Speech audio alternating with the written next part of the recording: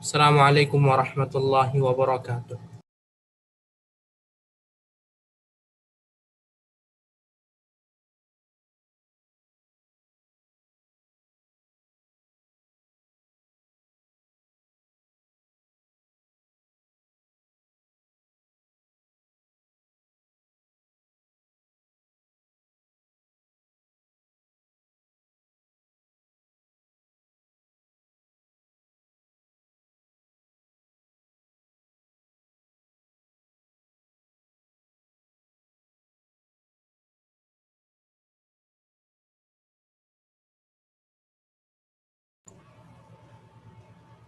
Alhamdulillahi rabbil alamin. Wassalatu wassalamu ala ashrafil anbiya'i wal mursalin. Nabiyyina Muhammadin wa ala alihi wa ashabihi ajma'in, amma ba'd.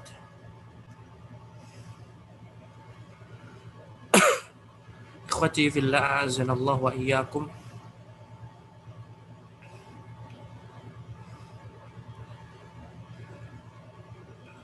Alhamdulillah, segala puji hanya milik Allah Subhanahu wa taala yang telah memberikan nikmat dan karunia-Nya kepada kita.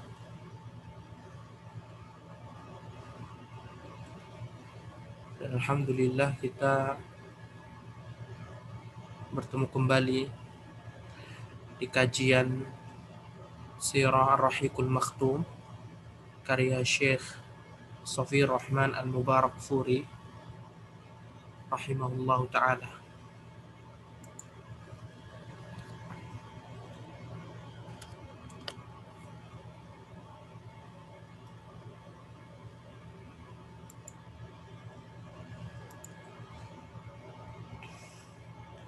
Dan ikhwati fillah, zanallahu wa iyyakum,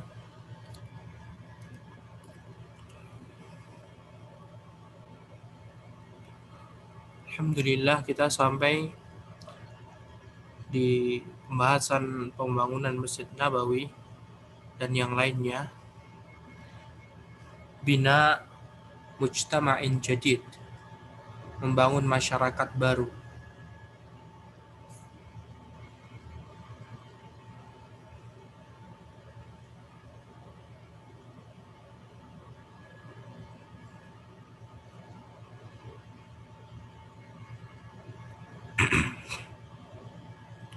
Syekh rahimahullah mengatakan, pada pembahasan sebelumnya telah disebutkan bahwa ketika Rasulullah SAW tiba di Madinah, beliau tinggal di perkampungan Bani Najjar.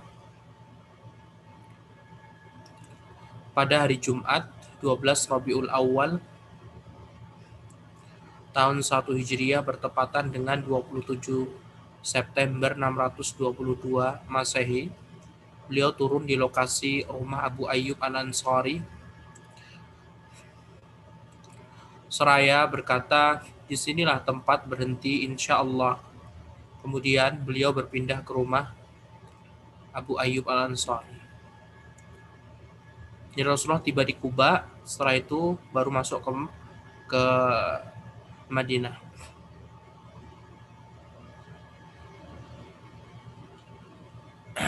Masuk ke Madinah pada tanggal 12 Rabiul Awal, Jumat ya. Kemudian beberapa amalan yang dilakukan Nabi SAW, yang pertama adalah membangun Masjid Nabawi. Langkah pertama yang dilakukan oleh Rasulullah SAW setelah itu adalah mendirikan Masjid Nabawi. Pada lokasi unta tersebut duduk beliau.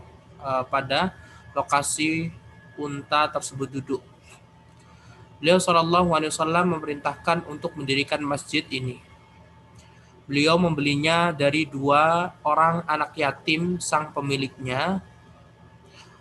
Beliau sendiri ikut terjun di dalam memindahkan batu bata dan batu lainnya seraya bersenandung, "Ya Allah, tiada kehidupan hakiki melainkan akhirat. Karenanya ampunilah kaum Ansar dan Muhajirin." Beliau SAW juga bersenandung tukang angkut yang ini bukan tukang angkut Khaybar. Ini orang paling berbakti dan suci di sisi Rabb kami.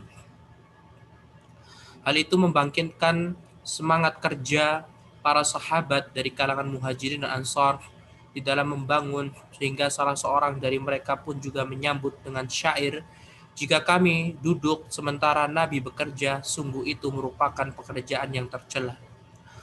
Pada lokasi tersebut terdapat bekas kuburan orang-orang musyrikin, puing, pohon kurma, dan pohon gharqad. Lalu Rasulullah Shallallahu Alaihi Wasallam maka memerintahkan agar kuburan kaum musyrikin itu dibongkar, puing itu diratakan, dan pohon kurma serta pohon gharqad tersebut ditebangi. Lalu membuat shaf mengarah ke kiblat.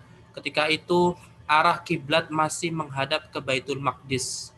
Baitul Maqdis berarti ke arah utara ya. Masih menghadap ke utara sana, Baitul Maqdis.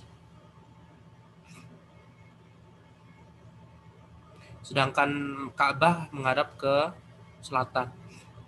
Dua tiang pintu kusen masjid ini terbuat dari batu, dinding-dindingnya terbuat dari batu bata dan tanah liat. Atapnya terbuat dari pelepah kurma.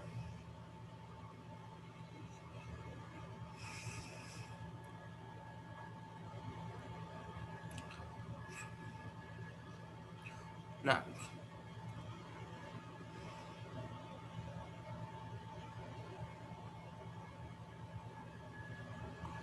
lalu Rasulullah SAW membuat shaf mengarah ke kiblat, ke arah utara. Ketika itu arah kiblat masih menghadap ke Baitul Maqdis. Dua tiang pintu masjid ini terbuat dari batu. Dua tiang ya. Dua tiang terbuat dari batu. Dinding-dindingnya terbuat dari batu bata dan tanah liat. Atapnya terbuat dari pelepah kurma dan tiang-tiangnya dari batang pohon. Lantai dasar dihampari dengan pasir dan kerikil, Masya Allah. Berarti nggak pakai tikar ya, pakai pasir dan kerikil. Terdiri dari 3 pintu. Panjangnya dari kiblat hingga ke ujung belakang adalah 100 hasta.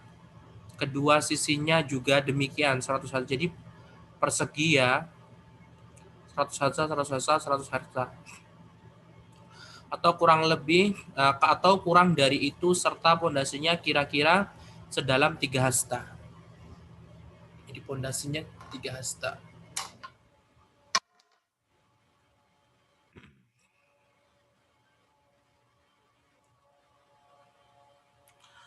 Beliau kemudian mendirikan rumah-rumahnya di sampingnya. Rumah-rumah petak terbuat dari batu bata, atapnya terbuat dari pelepah kurma dan sebatang pohon. Rumah-rumah Rasulullah petak juga. Terbuat dari batu bata, atapnya terbuat dari pelepah kurma dan batang pohon. Masya Allah. Ini adalah rumah-rumah para istri Rasulullah SAW. Istri Rasul ya baru 2 ya, kan yang masih hidup loh ya, Saudah sama Aisyah. Setelah rumah-rumah ini rampung dibangun, beliau pun menempatinya dan pindah dari rumah Abu Ayyub. Masjid tersebut tidak sekedar sebagai tempat untuk melakukan sholat 5 waktu, tetapi lebih dari itu. Masjid adalah sebuah kampus, tempat kaum muslimin mempelajari ajaran-ajaran Islam dan menerima pengarahan-pengarahan, tempat bertemu dan bersatunya seluruh komponen beragam suku setelah sekian lama dijauhkan oleh konflik-konflik dan peperangan jahiliyah, pangkalan untuk mengatur semua urusan dan bertolaknya pemberangkatan serta parlemen untuk mengadakan sidang-sidang permusyawaratan dan eksekutif. Di samping itu semua, ia merupakan rumah tempat tinggal sejumlah besar kaum fakir dan kalangan kaum muhajirin yang mengungsi dan tidak memiliki rumah harta, keluarga ataupun anak-anak. Masya Allah. Ada Ahlus Suffah. Pada permulaan hijrah disyariatkan azan. Suara lantunan keras yang menggema di angkasa. Setiap hari 5 kali dikumandangkan. Karenanya seluruh pelosok alam nyata menjadi bergema. Kisah mimpi Abdullah bin Zaid bin Abdurrabbih. Mengenai hal ini diriwayatkan oleh Imam Tirmizi, Abu Dawud, Ahmad dan Ibnu Khuzaimah amatlah masyhur. Jadi nggak perlu dibahas.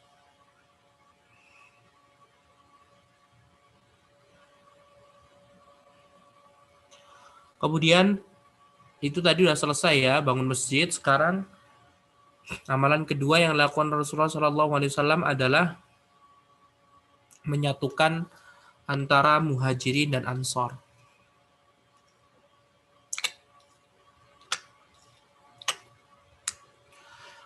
Mempersaudarakan sesama kaum muslimin.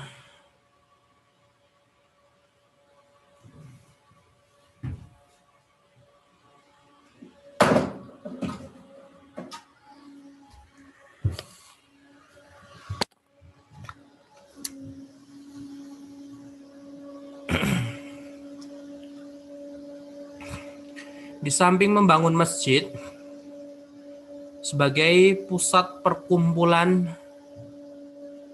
dan persatuan, Nabi SAW melakukan langkah lain yang merupakan sesuatu yang paling indah yang pernah ditorehkan oleh sejarah, yaitu mempersaudarakan antara kaum muhajirin dan kaum ansor. Masya Allah. Ibnu Qayyim rahimahullah berkata, kemudian Rasulullah SAW mempersaudarakan antara kaum muhajirin dan ansor di rumah Anas bin Malik. Rumahnya Anas bin Malik. Anas bin Malik jadi pembantu Nabi ya. Tapi masih kecil Anas bin Malik. Mereka berjumlah 90 orang.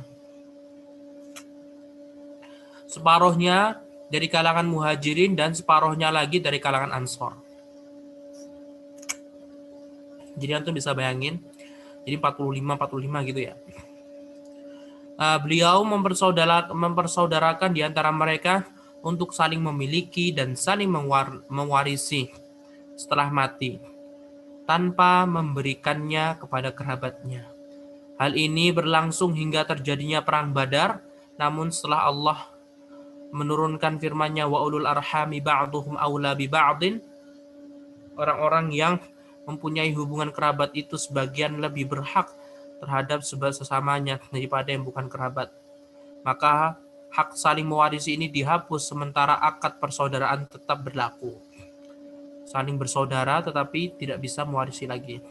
Ada riwayat yang menyatakan bahwa beliau mempersaudarakan untuk tahapan kedua antara kaum muhajirin. Namun riwayat yang valid adalah riwayat pertama. Kaum muhajirin tidak membutuhkan ikatan persaudaraan dengan telah eksisnya persaudaraan Islam. Persaudaraan serumah dan kedekatan nasab. Hal ini berbeda dengan bila ia terjadi antara kaum muhajirin dan ansor. Demikian Ibnu Qayyim. Persaudaraan ini mengandung pengertian leburnya fanatisme jahiliyah dan gugurnya perbedaan-perbedaan nasab, warna kulit dan tanah air, sehingga dasar wala dan barok hanya Islam. Jadi pembangunan antara rasa cinta, benci itu cuma Islam. Bukan karena nasab, bukan karena kerabat, bukan karena ini dan itu. Nah, sifat itsar mementingkan kepentingan orang lain atas diri sendiri dalam perkara dunia ya. Saling memiliki dan keakraban berpadu di dalam persaudaraan ini dan mengisi kehidupan masyarakat baru tersebut dengan teladan-teladan yang amat menawan.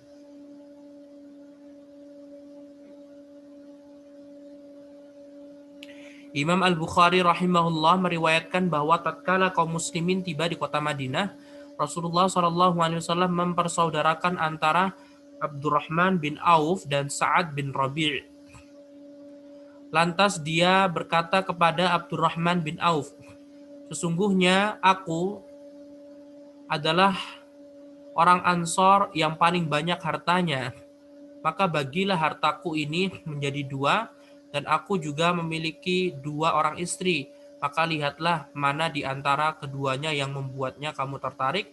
Sebut yang mana orangnya, aku akan mentalak menceraikannya. Bila masa iddahnya telah berakhir, maka nikahilah dia. Ya. Hal ini ikhwah menunjukkan betapa kasih sayangnya orang Ansor dengan orang Muhajirin. Mungkin orang Ansor ini kepingin ibarat kata kayak menebus begitu ya, kegembiraan, menebus kesedihan yang telah ditimpa atau yang didapatkan kaum Muhajirin. Mereka kan disiksa berpuluh-puluh tahun, bertahun-tahun disiksa sama Abu Jahal dan teman-temannya, ya kan. Adapun orang Ansar tidak. Nah, mereka kepingin saling berbagi, menghilangkan kesedihan, menjadikan kesenangan. Kemudian Abdurrahman Auf menjawab, semoga Allah memberkahimu di dalam keluarga dan hartamu. Cukup tunjukkan saja padaku mana pasar kalian. Masya Allah. Mereka pun menunjukkan kepadanya pasar Bani Qainuqa. Karena Yahudi yang paling dekat dengan Madinah ya Bani Qainuqa. Maka tidaklah dia pulang dari pasar kecuali selalu mendapatkan keuntungan berupa keju dan minyak samin, margarin. Kemudian dia menunggu esoknya lagi, kemudian pada suatu hari dia datang dengan membawa rona kuning, tanda orang yang baru saja menikah. Maka Nabi SAW berkata kepadanya, apa beritamu wahai Abdurrahman? Dia menjawab, aku telah menikah. Abdurrahman bin Auf pun berkata lagi, berapa mahar yang kau berikan kepada istrimu? Dia menjawab, sebutir biji emas. Dan diantara Abdurrahman bin Auf ini dia menikahi sepupunya Nabi SAW. Nah, dan diriwayatkan dari Abu Hurairah, dia berkata, orang-orang Ansor berkata kepada Nabi SAW, bagi-bagikanlah pohon kurma di antara kami dan saudara-saudara kami. Ya, Rasulullah SAW menjawab tidak. Lalu mereka golongan Ansor berkata, kalau begitu kalian cukupkan pangan kami, dan kami akan menyertakan kalian dalam panen buah kurma. Mereka berkata, kami mendengar dan mentaati. Suasana ini menunjukkan kepada kita betapa kaum Ansar memberikan sambutan yang luar biasa, pengorbanan, isar, rasa cinta dan hati yang suci terhadap saudara-saudara mereka dari golongan Muhajirin. Di lain pihak, ini ikhwah, semua ini yang melembutkan hati mereka adalah Allah SWT. Makanya kalau antum lagi tidak hubungan baik dengan teman antum, orang tua antum, siapapun itu, memohon kepada Allah agar Allah melembutkan hati mereka. Karena yang melembutkan ini hanyalah Allah SWT, bukan Rasulullah SAW. Rasulullah hanya sebagai perantara saja. Di lain pihak, betapa kaum muslimin, kaum muhajirin demikian menghargai kedermawanan tersebut dengan sepantasnya. Mereka tidak menggunakan kesempatan dalam kesempitan.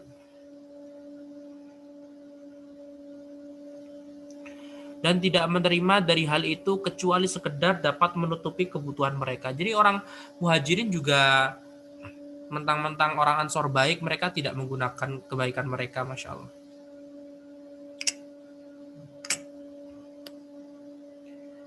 Sungguh, trik mempersaudarakan ini merupakan sesuatu yang unik, siasat yang jitu dan bijak, serta solusi yang amat cemerlang terhadap berbagai problematika yang dihadapi kaum muslimin. Bagaimana yang telah kami isyaratkan sebelumnya. Yaitu kemungkinan besar itu orang-orang Ansor betul-betul kayak merasa kasihan, iba, perjuangan muhajirin, mereka mempertahankan Islam gitu kan. Di azab sama siksa Abu Jahal dan teman-temannya. Nah, kemudian piagam persekutuan Islam itu yang ketiga. Jadi Rasulullah sudah bangun Masjid Nabawi, mempersaudarakan. Yang ketiga ini ya perjanjian dengan orang-orang Yahudi dan yang lainnya. Di samping melakukan akad mempersaudarakan antara sesama kaum muslimin, Rasulullah SAW juga melakukan akad perjanjian yang mengikis habis setiap dendam kusumat yang pernah terjadi di masa jahiliyah dan sentimen-sentimen kesukuan. Beliau tidak menyisakan satu tempat pun bagi bersemayamnya tradisi-tradisi jahiliyah. Berikut ini poin-poin secara ringkas. Ini adalah perjanjian yang dibuat oleh Nabi Muhammad SAW di antara sesama kaum mukminin dan mukminin dari Quraisy, Yathrib dan orang yang mengikuti mereka, berafiliasi dengan mereka serta berjuang bersama mereka, bahwa mereka adalah suatu umat yang berbeda dengan umat lainnya. Golongan muhajirin dari orang Quraisy tetap pada kelompok mereka. Pertama, bahwa mereka adalah satu umat yang berbeda dengan umat lainnya.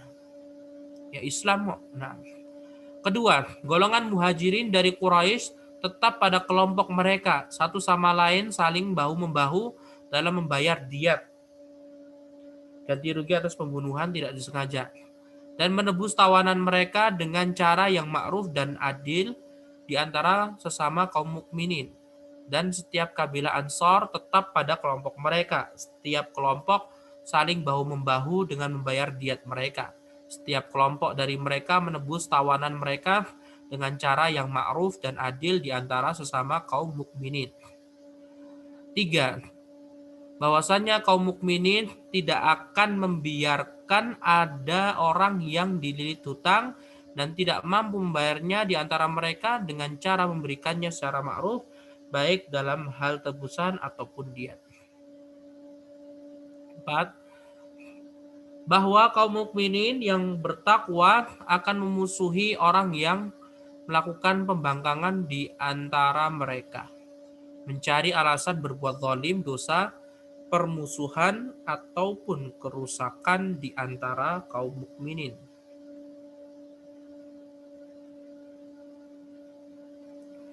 5. Bahwa mereka semua bersatu menentangnya sekalipun dia adalah anak salah seorang di antara mereka. 6. Seorang mukmin tidak boleh membunuh mukmin yang lain karena membunuh orang kafir. 7. Tidak menolong orang kafir untuk melawan orang mukmin. 8. Tanggungan atau perlindungan Allah itu adalah satu dan dapat diberikan kepada mereka sekalipun oleh orang yang paling rendah di antara mereka kaum muslimin. 9. Bangsa orang Yahudi yang mengikuti kami, maka dia berhak mendapatkan pertolongan dan perlakuan sama, tidak terzalimi dan tidak pula tertindas. 10. Bahwa kondisi damai bagi kaum mukminin adalah satu. Tidaklah seorang mukmin mengadakan perdamaian tanpa mukmin yang lain di dalam perang di jalan Allah kecuali mendapatkan hak yang sama dan keadilan di antara mereka. 11. Bahwa kaum mukminin sebagian mereka dapat menolak melindungi sebagian yang lainnya dan dalam tanggungan darah mereka di jalan Allah. 12. Bahwa orang musyrik tidak boleh melindungi harta ataupun jiwa orang Quraisy dan juga tidak boleh menghalangi seseorang mukmin terhadap 13. Bahwasanya siapa yang membunuh seorang mukmin yang bersih dari perbuatan kriminal dan kejahatan lain yang membolehkannya untuk dibunuh, maka dia dikisos, dihukum mati atas hal itu kecuali bila wali kurban terbunuh merelakannya. 14. Bahwa orang-orang mukmin seluruhnya menentang pelaku tersebut dan tidak halal bagi mereka kecuali penegakan hukum atas orang yang bersangkutan. 15. Bahwa tidak dibolehkan bagi seorang mukmin menolong seorang pembuat bid'ah dan memberikan perlindungan padanya. Dan sesungguhnya Siapa yang menolong atau memberikan perlindungan kepadanya, maka dia akan mendapatkan laknat dari Allah dan murkanya pada hari kiamat. 16. Bahwa dalam hal apapun kalian berselisih, berbeda pendapat,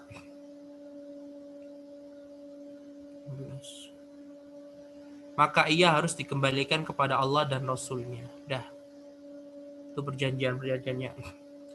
Kemudian berkaitan tentang implikasi nilai-nilai moral terhadap masyarakat. Dengan kebijakan dan perencanaan tersebut, Rasulullah SAW telah berhasil menancapkan pilar-pilar masyarakat baru. Akan tetapi sebelum itu, fenomena ini tidak lain merupakan implikasi dari nilai-nilai yang diserap oleh para generasi agung tersebut berkat persahabatan mereka dengan Nabi SAW, selalu komit terhadap mereka melalui pengajaran, pendidikan, pensucian diri, dan ajakan kepada perilaku yang mulia. Beliau juga mengajarkan mereka adab-adab berkasih sayang, bersaudara, menjunjung keagungan, kemuliaan, ibadah, dan ketaatan. Seorang laki-laki bertanya kepada beliau SAW, Islam yang bagaimanakah yang baik? Rasulullah menjawab, memberi makan, mengucapkan salam kepada orang yang engkau kenal dan tidak engkau kenal. Karena salam kan doa, mendoakan siapapun sesama muslim.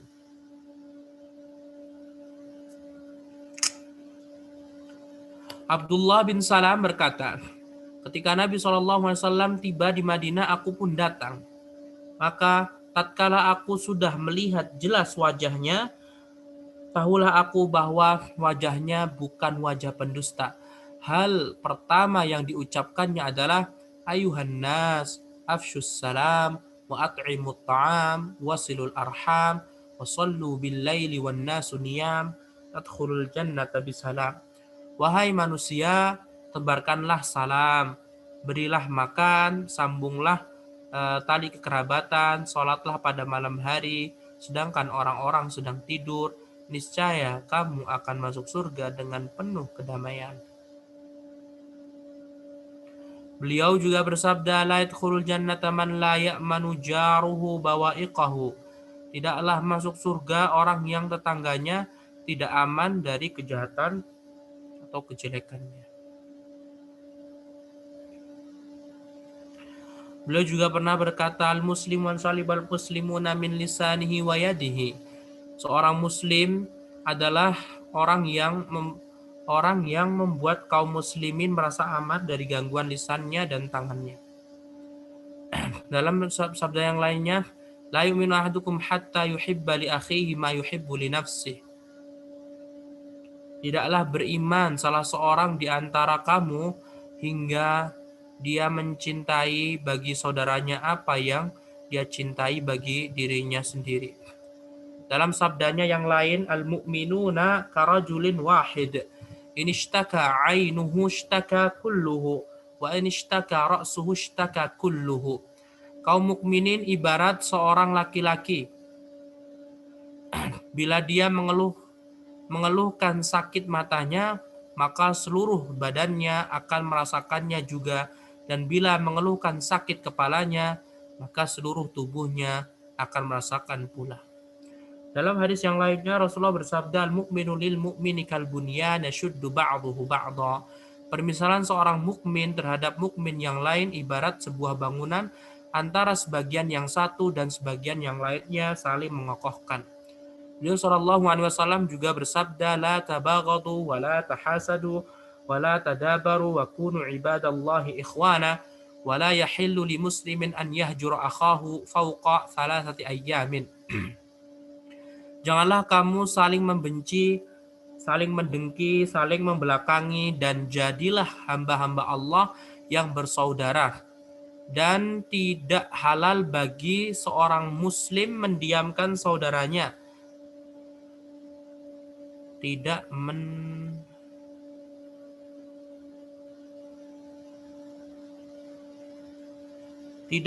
menegurnya lebih dari 3 hari.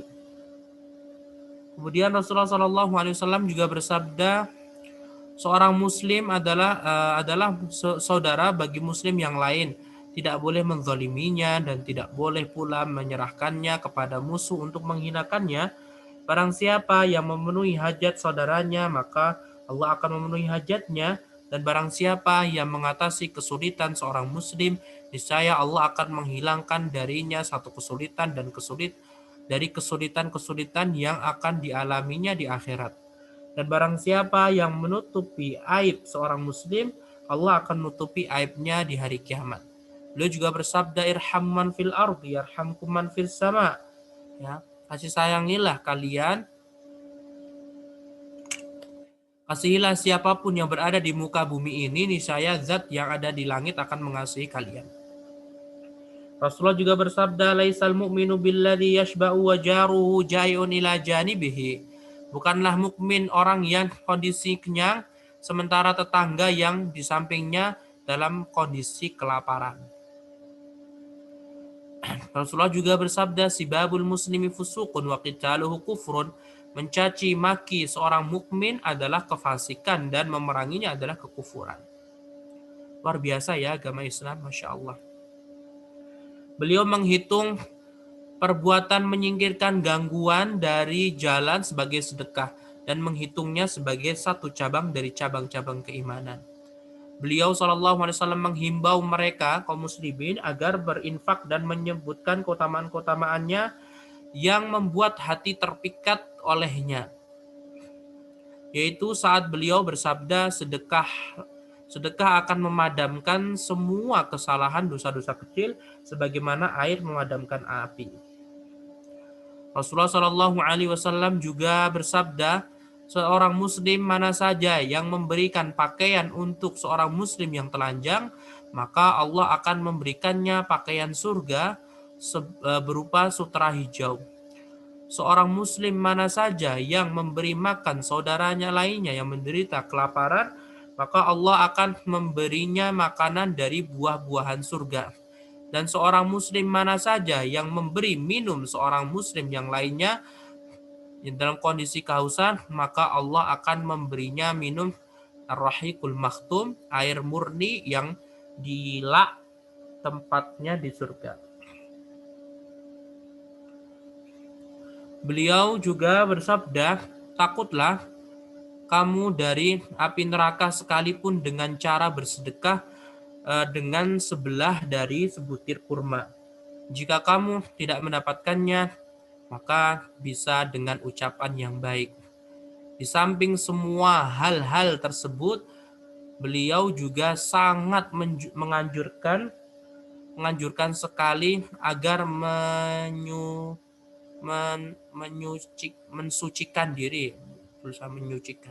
mensucikan diri dari meminta-minta, mengemis, dan selalu menyinggung keutamaan-keutamaan bersabar dan sifat qanaah, merasa puas apa yang dapat.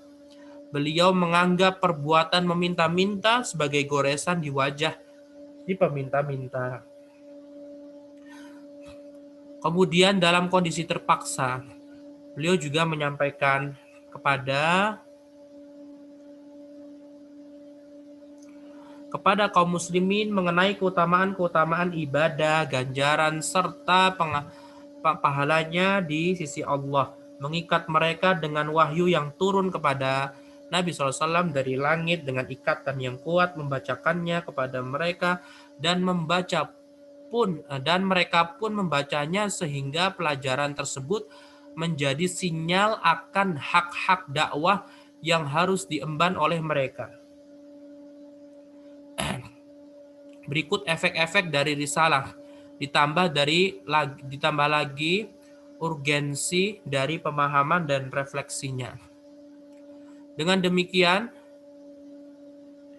beliau telah mengangkat moralitas dan bakat-bakat kaum muslimin, membekali kaum muslimin dengan setinggi-tinggi nilai, penghargaan dan teladan, sehingga jadilah mereka potret bagi puncak kesempurnaan yang dikenal sepanjang sejarah manusia setelah para nabi.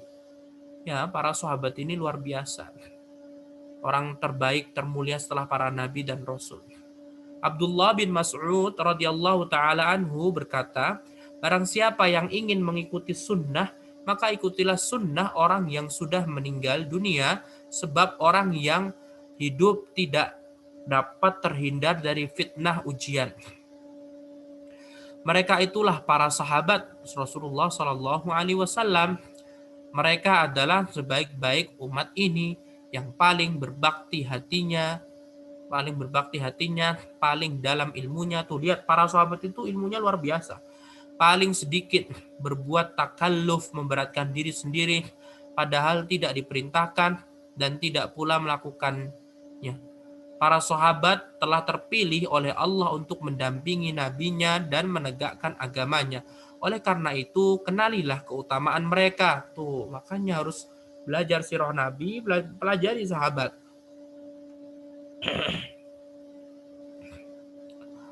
Nah,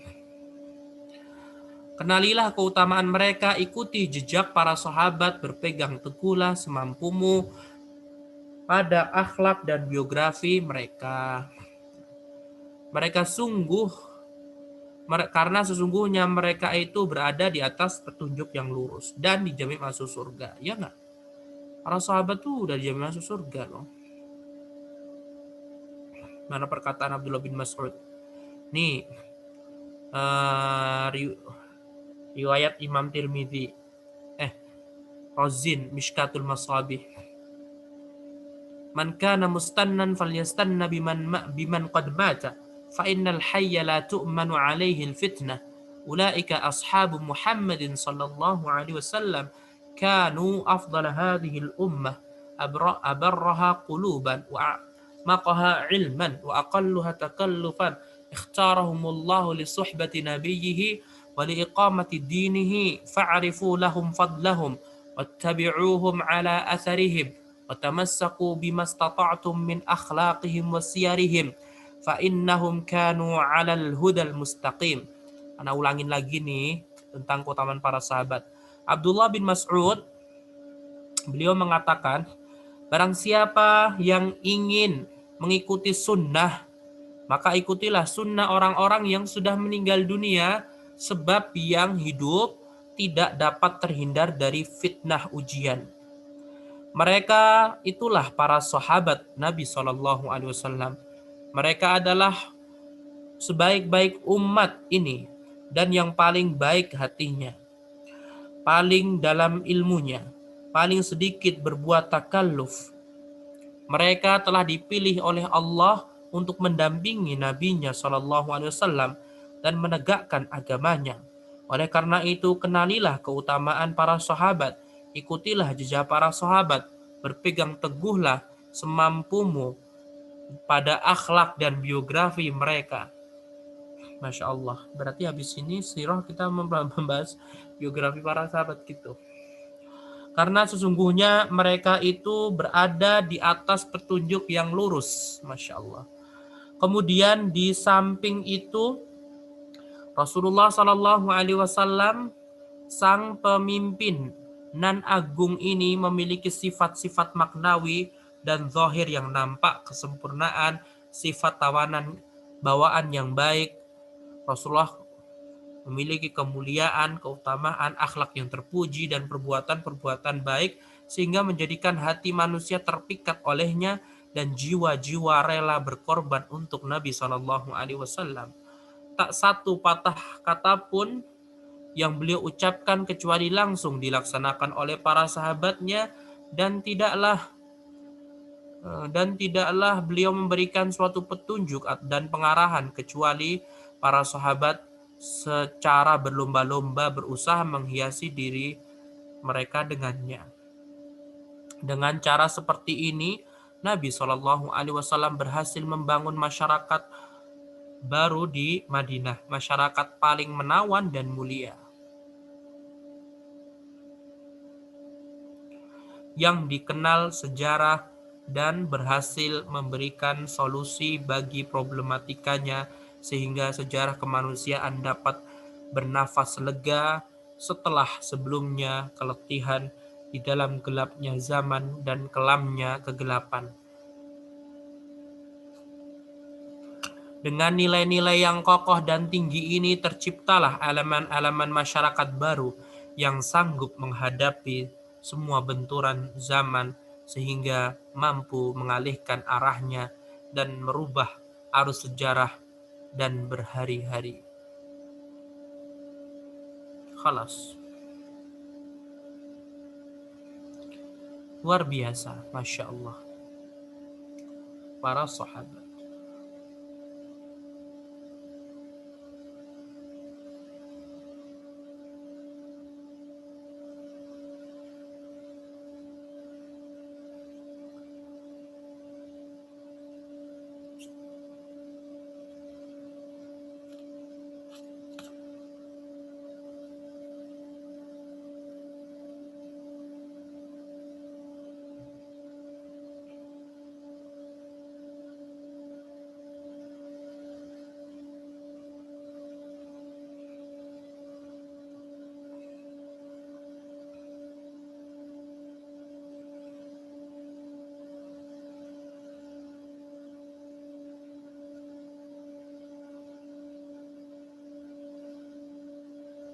Habis itu perjanjian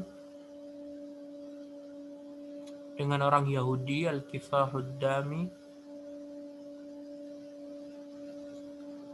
Terus itu mulai peperangan-peperangan.